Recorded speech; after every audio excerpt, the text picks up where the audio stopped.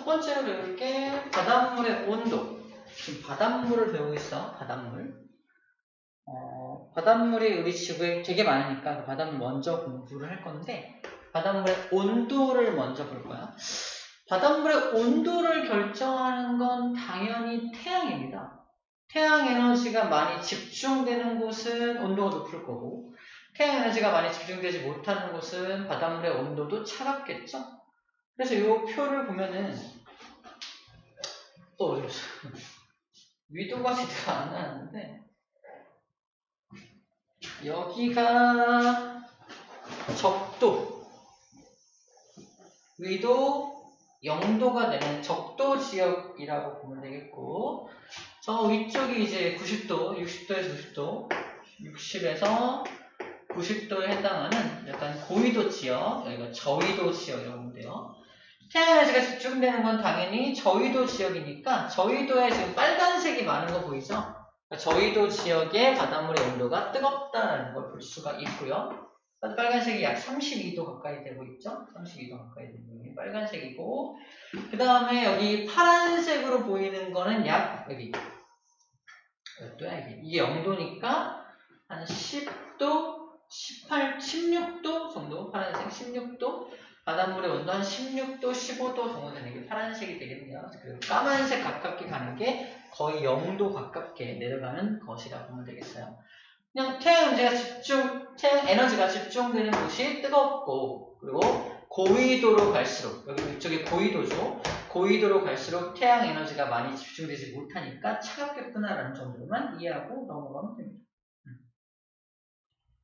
그래서 이 태양 에너지 영향을 가장 많이 받는다는 거 포인트 체크해 주고요. 그 다음 해안선의 모양, 해저, 지형, 해류, 담수, 유입 등의 요인이 있는데 다른 것들은 이제 태양보다는 조금 적은 영향력을 끼치겠구나라는 정도로만 일단 알고 있으면 될 것 같습니다. 그래서 위도별로 나란하게 위치하고 있는 걸 볼 수 있어요. 여기 표현법으로 이렇게 표현되어 있습니다. 이것을 표현할게요. 해수의 표층 수온 분포는 위도와 나란하다라는 표현. 위도와 나란하다. 위도 0도가 여기니까 해수의 표면 온도도 이렇게 거의 같은 위도면 같은 온도를 보이는 걸 표현하기로 표층 수온 분포가 위도와 나란하다라고 써 있는 거야. 그리고 여기 표층이라는 거라고 표층이라고 써놨잖아. 바닷물도 맨 위에 있는 바닷물, 중간에 있는 바닷물, 아래에 있는 바닷물로 나눠지거든. 표층이라는 건 어디죠? 맨 위에 거. 여기 나와 있는 요 수온 분포가 뭘 표현한 거다? 표층 수온 분포라는 거야. 표층만 표현한 거야. 바닷물 전체 온도가 그렇다는 게 아니라 표층의 바닷물 온도가 이렇게 분포되어 있어 라고 얘기하고 있는 겁니다. 표층에 대한 것만 얘기하고 있어요. 자, 그럼 이제 표층 말고 그 밑에 바닷물도 좀 볼 거야. 밑에 바닷물은 이렇게 잘라볼 수 있습니다. 봐봐. 여기가 표층이야, 표층. 거의 표층이고 안쪽으로 들어갈수록 이제 이름이 달라지게 되는데 표층을 다른 말로 혼합층이라고도 부르거든요. 왜 그러냐면 봐봐.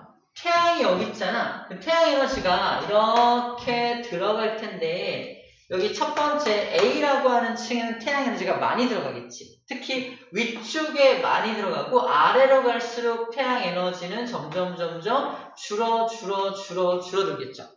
다시 맨 위에는 태양 에너지를 많이 받는 면이지만 바닷물 깊은 곳까지 태양 에너지가 들어갈 수가 없다는 얘기야. 그럼 태양 에너지는 밑으로 갈수록 태양 에너지의 양은 적어질 텐데 그렇다면 바닷물의 온도는 맨 위에가 가장 높을 거고 내려가면 내려갈수록 온도가 떨어져야 정상이겠네. 그치?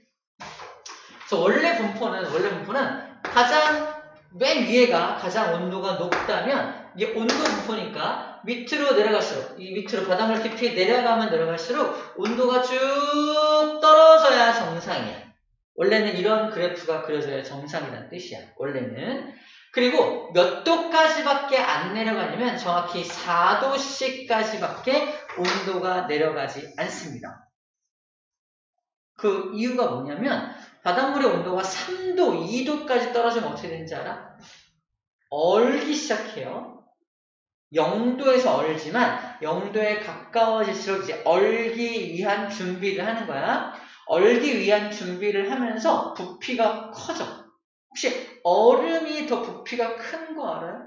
물보다 얼음을 얼리면 더 커지잖아. 그것처럼 4도가 가장 무거운, 가장 이렇게 조그만, 가장 부피가 커지기 전에 밀도가 가장 큰 물이라면 3도, 2도 가면 이렇게 욱욱 커지면 생각보다 가벼워져. 그래서 얼음이 위에 둥둥 뜨는 것처럼 얼기 시작하는 물들도 다 위로 올라와 버립니다. 그래서 가장 아래쪽에 깔려있는 물은 몇 도짜리 물일 수밖에 없다? 4도짜리 물일 수밖에 없다는 거야. 그래서 따라서 올라가면 몇 도다? 여기 4도 체크되어 있죠? 4도에 체크되어 있는 걸 볼 수가 있습니다. 아, 그렇구나. 두 번째, 내려가면 내려갈수록 온도가 쭉 떨어져야 정상인데 여기는 왜 일정한 온도를 보이냐는 거야. 이게 좀 이상해야 돼. 왜 일정하지? 그 이유는 바로 바람 때문입니다. 바람. 밖에서 바람이 불어요. 바람이 불면은 여기 바닷물, 1번 바닷물, 2번 바닷물, 3번 바닷물. 원래는 1번이 제일 뜨거워야 되잖아. 근데 1, 2, 3번이 막 섞여버리는 거야. 섞여버리니까 온도도 다 일정해지는 거지. 그래서 이름이 혼합층이야. 막 바람 때문에 혼합되니까 온도가 일정해져 라는 뜻입니다. 그래서 요 주황색 표처럼 되지 않고 이렇게 책에 나와 있는 그림처럼 여기는 일정하다가 여기서부터 이제 바람의 영향을 받지 않는 곳부터는 다시 이제 온도가 쭉 떨어져서 4도까지 떨어지게 되겠지. 기억해야 될 건 그래서 혼합층의 온도가 일정한 이유가 뭐냐? 그러면 바람이라는 걸 떠올려 주어야 한다는 거고요. 그럼 바람이 강한 곳이 있고 바람이 약한 곳이 있을 거 아니야? 바람이 강하면 강할수록 혼합층의 두께가 훨씬 두꺼워지게 됩니다. 이만큼이 바람의 영향을 받을 테니까. 그치? 바람이 별로 안 부는 곳은 혼합층이 얇아지게 되겠네요. 그래서 바람의 세기에 따라서 혼합층의 두께가 달라질 것이다 라는 것도 예측할 수 있습니다. 두 번째, 수온 약층. 이게 암기법이 온도가 높았다가 내려갈수록 온도가 점점점 떨어지죠. 수온이 바닷물의 물의 온도가 점점 약해지는 층이라고 기억하면 좋을 것 같아요. 수온 약층. 점점 수온이 약해지는 층이라고 하면 됩니다. 수온 약층은 그래서 맨 위에 있는 혼합층과 맨 아래 바닷물을 심해층이라고 해요. 깊을 심자야 깊은 바닷물이라는 뜻입니다. 심해층의 온도는 4도로 일정해요. 그죠? 심해층과 혼합층 사이에 껴있는 층이 뭐가 되는 거야? 수온 약층이라고 불러주는 거야. 수온 약층은 특징이 되게 신기한 특징이 하나 있어. 뭐냐면 수온 약층의 위에 있는 바닷물 어때요? 따뜻하죠? 아래에 있는 바닷물은 차갑죠? 따뜻한 물이 밑으로 내려올 수 있어 없어? 차가운 물이 위로 올라갈 수 없습니다. 뜨거운 물이 올라가고 차가운 물이 내려오잖아. 그럼 우리 여기 얘네들은 이 자리에 그냥 고정돼 있어. 물이 움직이지 않아. 다시 말해서 굉장히 안정적이다. 굉장히 안정적인 바닷물이다. 물의 움직임이 전혀 없다는 뜻이야. 물의 움직임이 전혀 없기 때문에 심해층에 있는 에너지나 물질이 올라올 수가 없어. 꽉 막고 있어. 혼합층에 있는 물질과 에너지가 내려갈 수도 없어. 그래서 혼합층과 심해층의 물질과 에너지 교환을 차단한다라고 되어 있습니다. 체크할게요. 일단 매우 안정적이어서 대류 현상이 거의 일어나지 않는다. 그래서 여기는 이제 혼합층과 심해층 사이에 어떤 것들을 교환을 하지 못하게 만들어주게 되는 게 수온 약층의 특징입니다. 이게 그 원인이 되는 거야. 매우 안정적이다, 안정하다. 왜 안정적이냐 그러면 무거운 게 아래에 있고 가벼운 게 위에 있으니까 안정적이라고 말하는 거예요. 오케이. 그래서 여기 바람이 강하게 부는 곳에 두껍게 발달한다는 거 써 있고요. 심해층은 이제 전체 해수의 80%. 이게 그 동일한 비율이 아니라 심해층이 제일 많다는 뜻이야. 심해층이 제일 많고요. 해수의 80%를 차지하고 매우 낮은 온도, 이게 4도짜리 온도입니다. 위도에 따라, 위도마다 수온 차이가 없어. 이게 영도인 곳도 심해층이 있을 거 아니야. 위도 0도인 지역도 심해층이 있겠죠? 위도 30도인 지역도 심해층이 있겠죠? 위도에 따라서 이 심해층의 온도는 다 4도야. 전부 4도야. 그래서 이렇게 써있는 거야. 계절에 관계없이, 위도에 관계없이 수온의 차이가 없어. 다 4도야. 이 뜻이야. 다 4도밖에 안 돼. 이 뜻을 이런 얘기를 하고 있는 거예요. 이게 바로 수온의 연직 분포입니다. 수직으로 바닷물을 잘랐을 때 이렇게 된다라고 볼 수가 있습니다. 자, 그래서 위도 그림을 좀 보게 되면은 이 그림을 좀 봐봐. 이게 무슨 그림이냐면은 해수의 층상 구조가 형성되는 과정 말고 잠깐만 이거 먼저 할게요.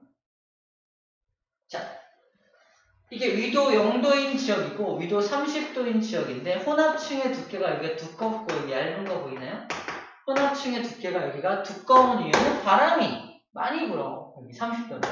0도는 어떤 지역이야? 열대지방은 바람이 잘 불지 않거든. 그래서 혼합층이 얇구나라는 겁니다. 그 다음 펼쳐지면 수온 약층이죠. 수온 약층의 두께는 거의 비슷하죠. 그 다음에 심해층이 그 다음 펼쳐지게 되고요. 60도 이상이 되는 지역은 전부 심해층인 거고요. 전부 심해층. 60도 이상인 위도 60도 이상인 지역은 굉장히 추운 지역이기 때문에 모든 바닷물이 이런 층상 구조를 보이지 않고 다 심해층으로만 구성이 되어 있다. 모두 심해층으로만 구성되어 있다라고 볼 수 있습니다. 자, 밑에 그림도 같은 그림인데 옆에서 짜는 그림이고요. 봐봐. 여기가 혼합층이 얇은 거 보이죠? 혼합층이 얇은 거. 여기가 저위도 지역이에요. 0도 지역. 혼합층이 좀 두꺼운 거 보이죠? 여기 초록색 그래프가 중위도 지역. 혼합층 따위 없죠? 전부 다 일정한 온도를 보이는 게 고위도 지역. 가장 높은 위도 지역이라는 뜻이야. 자, 이 그림을 보고도 어디가 저위도고, 어디가 중위도고, 어디가 고위도인지 혼합층의 두께를 가지고 알 수가 있고, 이런 층상 구조가 없다는 걸 통해서 구별할 수 있습니다. 그렇지 않죠? 자, 층상 구조가 생성되는 과정을 좀 볼게요. 층상 구조 형성되는 과정. 자, 이건데, 만약에 햇빛이 전혀 없으면 다 같은 온도를 보이겠죠? 해가 비추게 됨에 따라서 원래는 이렇게 위쪽은 태양에너지가 많이 들어오고 아래쪽은 태양에너지가 많이 들어가지 못하니까 이렇게 분포되어야 정상이라고 했죠. 하지만 바람 때문에 얘가 바닷물이 섞이면서 이렇게 혼합층이 생기게 되면서 이러한 구조를 보이게 될 거라는 겁니다. 지금 아까 설명했던 걸 그대로 다시 표현해주고 있는 거예요. 됐죠? 자, 이게 1번과 2번 내용까지 내용이고 염류까지 얘기하고 문제 풀게요. 염류까지 얘기합시다. 바닷물 먹어봤어? 어떤 맛이야? 맛이 없다고? 아니, 어떤 맛이야? 짠맛 나? 네. 그래서 짠맛이 되게 강하지. 짠맛이 되게 강한데 쓴맛도 있다. 그건 잘 모르겠지. 너무 짜서. 짠맛과 쓴맛이 막 동시에 나는데 왜 그러냐면 바닷물 속에는 물이 당연히 제일 많긴 하겠지, 그지? 물이 제일 많긴 하겠지만 염류라는 게 녹아있어. 바닷물 속에 녹아있는 그 물질을 염류라고 해요. 물질을 염류라고 하는데 짠맛을 내게 하는 게 바로 염화나트륨이에요. 염화나트륨. 이게 바로 우리가 잘 알고 있는 NaCl, 소금입니다. 소금이 바로 짠맛을 내게 하는 거야. 염류의 대부분이 바로 염화나트륨이라서 짠맛이 강한 거야. 근데 그 다음 많은 거 보면 여기 뭐 3.8%에 해당하는 거 염화마그네슘 보여요? 염화마그네슘? 그 다음 많은 게 염화마그네슘이야. MgCl2인데 맞죠? MgCl2인데 얘가 쓴맛이 나요. 쓴맛이 납니다. 쓴맛이 나. 얘 때문에 쓴맛이 난다는 뜻이야. 그걸 다른 말로 우리나라 말로는 간수라고. 간수 어디서 들어본 거 같지 않아? 간수? 모르겠어. 두부 만들 때 간수를 부어요. 그러니까 두부가 왜 단백질을 응고시켜서 만든 게 두부인데 두부를 만들 때 우리가 콩을 막 갈아 넣는다고 해서 저절로 두부가 되는 게 아니거든. 콩을 막 간 다음에 거기다 간수를 부으면 이렇게 지들끼리 엉겨 붙어가지고 두부가 돼. 그때 넣어주는 게 저 간수입니다. 염화 마그네슘이라는 물질이야. 기타, 나머지는 기타라면 돼요. 기타, 황산, 마그네슘, 황산, 칼슘, 황산, 칼륨, 기타 같은 것들을 다 섞어서 이 물속에 녹아있는 모든 이런 것들을 섞어서 염류가 녹아있다라고 표현을 합니다. 염류가 녹아있다고 표현을 해요. 얘가 바닷물 1kg, 해수 1kg을 가지고 와. 1kg은 1000g이죠. 바닷물 1000g 중에서 여기 뭐가 들어있나 봤더니 그 중에 965g은 물이야. 나머지 35g은 염류가 들어있는 거지. 근데 35g의 염류 중에서 대부분은 염화나트륨 27.2g인데 나머지 3.8g, 1.7g 같은 기타 물질도 들어있다는 겁니다. 아, 이렇게 녹아있는 물질을 염류라고 하는구나 라는 것까지 일단 기억하고 있으면 되겠어요. 그래서 이 바닷물 1kg 속에 염류 35g이 녹아있을 때 질량을 상대적으로 표현을 해준 겁니다.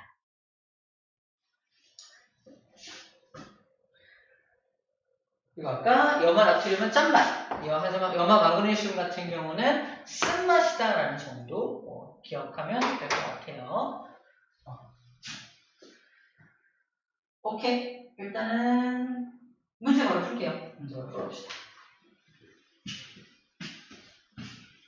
문제를 풀어봅시다.